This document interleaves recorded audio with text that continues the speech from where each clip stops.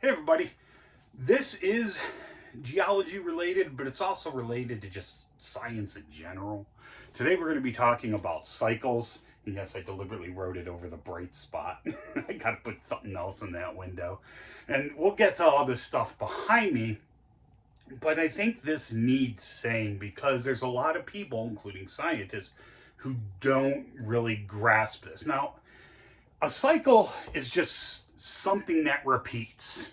Okay, that's all it is. That's basically what it means. We don't need to elaborate on that. That's fine.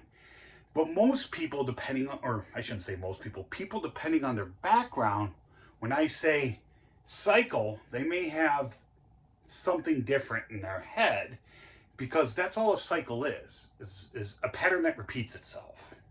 Okay?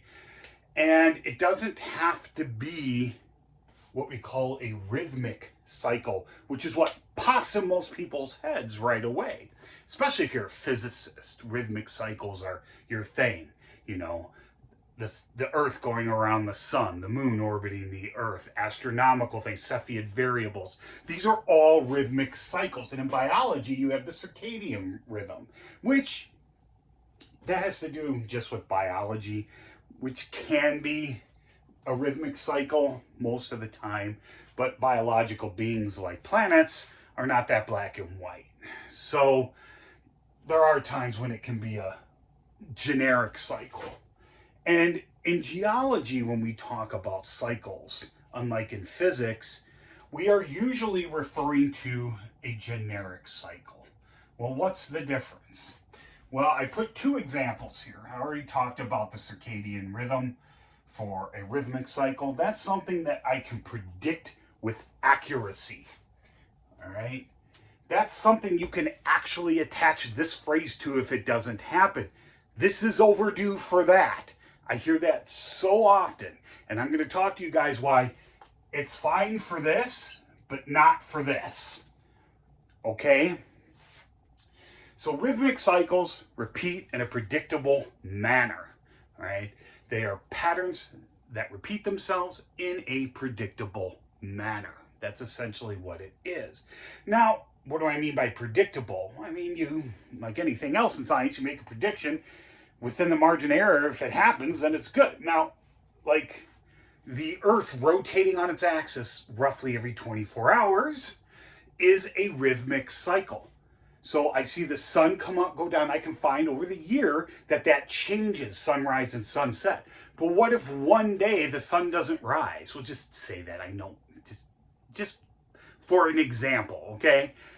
Now, I can sit there and say my rhythmic cycle has been broken because every time I've observed it before, in the morning it rises in the east and sets in the west roughly, okay? I know changes throughout the year and which hemisphere you're on.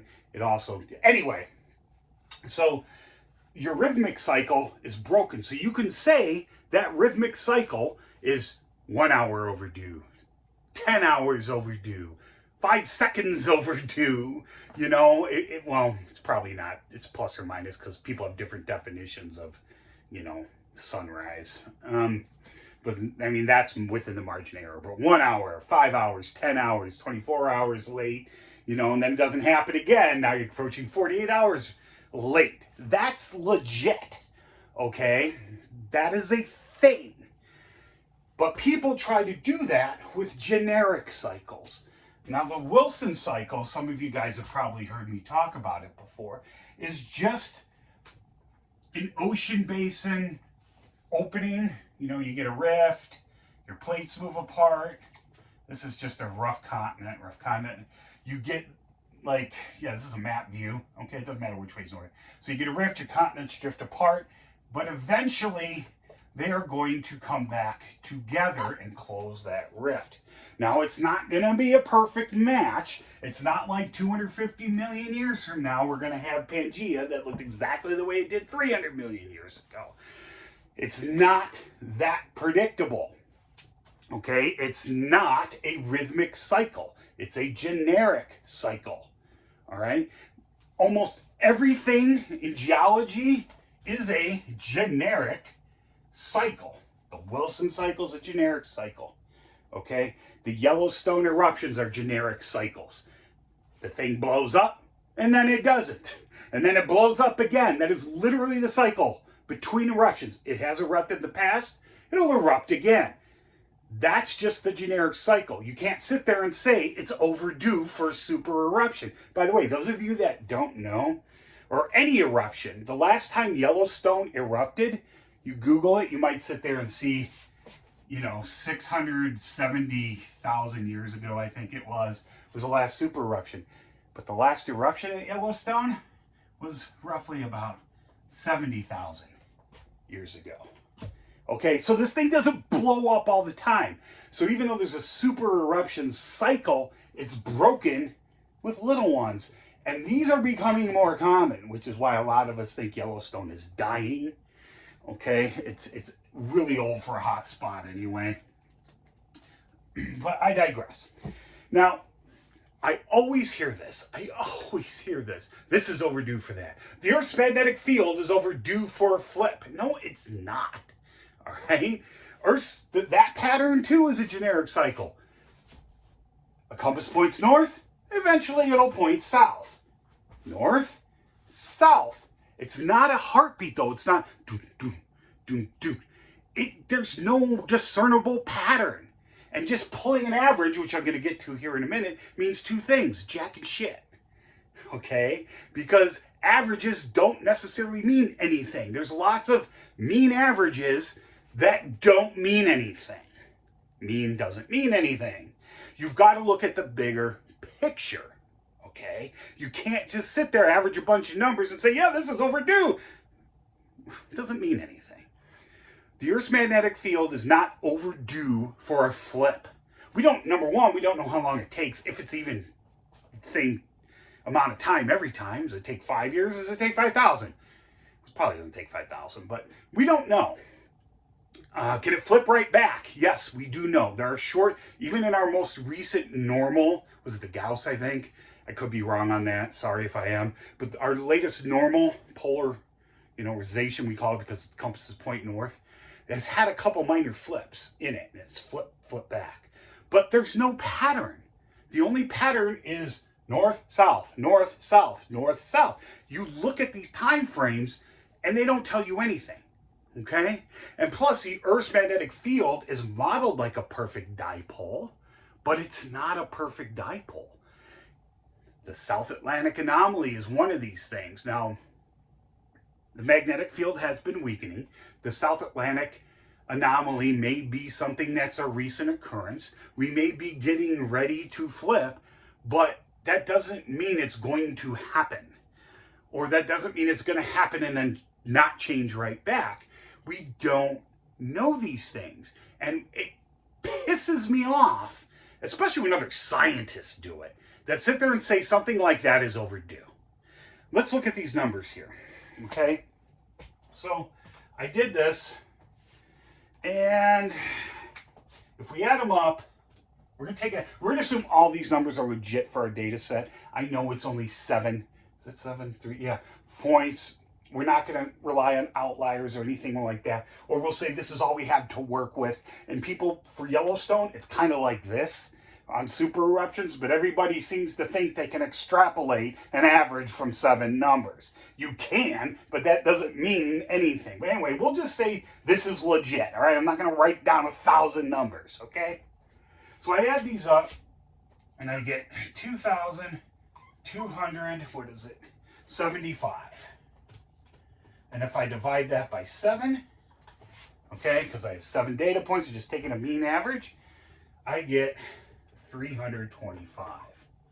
The units are irrelevant because this is just a generic thing. That 325, this number right here, does that fit anywhere? Is this representative of this? No. As a matter of fact, 325 is just as far from 500 as it is from 150. I believe it's 175. 175. But there's nothing even close to this. All right? So this has no meaning for mean. And you might say, Well, Steve, there's other types of averages, and that is true. We also have mode and median. But mode doesn't matter because we don't have a reoccurring number. And we don't really truly have a median. I mean, the median is the closest. Well, there is no closest. Okay? I kind of did that on purpose to show you. So, an average means nothing. I can't sit there and say that based on this, and we'll say it's years, these are all years, some event happened, event X, that, event X should take, or should occur, I should say. Event X should occur every 325 years. And let's say it's been, I don't know, 553 years. Media loves pushing shit out like this, all right? But as we've just learned, it means nothing. This doesn't mean anything. And someone's going to go, well, it's 553. I didn't do the math on this, so I got to do it this way. And oh man, my brain is not working. Someone's going to be like, it's 228 years overdue. Oh my God. No, it's not. It's not overdue for anything. You look at the data sets, the highest number is 600, the lowest is 10. This is huge. And like I said, it's kind of like with Yellowstone, okay? It's not exact, it's just something to show you. I'm using Yellowstone because that's one of those things that people say. And the same thing with magnetic reversals, all right? There's other things in the in generic cycles where we can actually make pretty accurate, predictions on certain aspects of that cycle. And this is why I hate this. And I learned about this in environmental science. I don't know if it's changed. I haven't been in environmental science class in not quite a quarter of a century, but close. Okay? I was always taught, I may get these wrong, there may be more or less, I'm sorry. When it comes to floods, there's a 50-year, there's a 100-year, is there 300? It doesn't matter, we'll skip it. And 500, and I think a 1,000. This is also misleading. I wish they would change these to like very rare,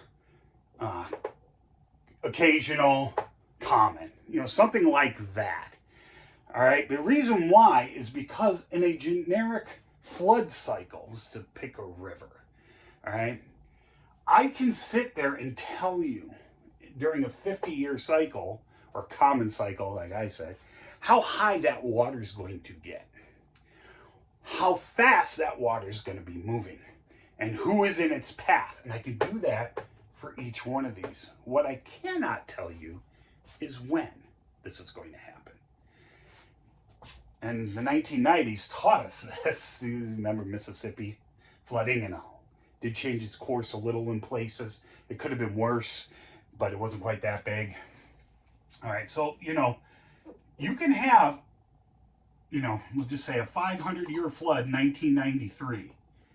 Okay? Does that mean the next one is in, oh my God, I cannot add 2493?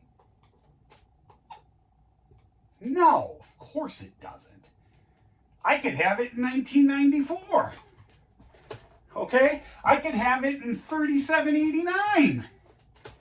Okay? It doesn't matter. I can tell you the effects when this does happen, but I can't tell you when it's going to happen. So there really is no time, component to it. So it's a generic cycle. All right? Because cycles, you have to use time.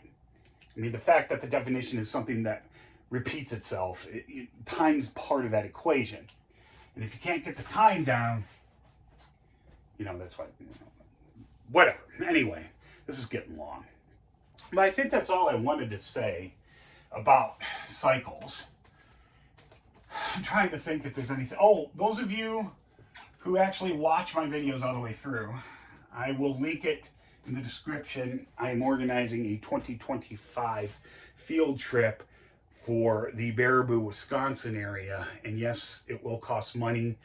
I have the basic things down, what's expected, or not what is expected, but the price breakout and what you get if you buy that package, okay? But it hasn't been planned yet, and I will give you further instructions. Only one person has purchased one of the trips, but that's fine. I mean, I think it's for September. I mean, a year and 2 months ahead of the game here. But I will this winter, I will get you an itinerary for that trip. And it will be Labor Day weekend 2025. The reason for that is probably the best time to go up there. It's not too hot for most people. It's not too cold. There's no snow on the ground. But, with climate change, who the hell really knows? Anyway, that's it. If you have any questions or comments, please leave them below, and I hope you learned something.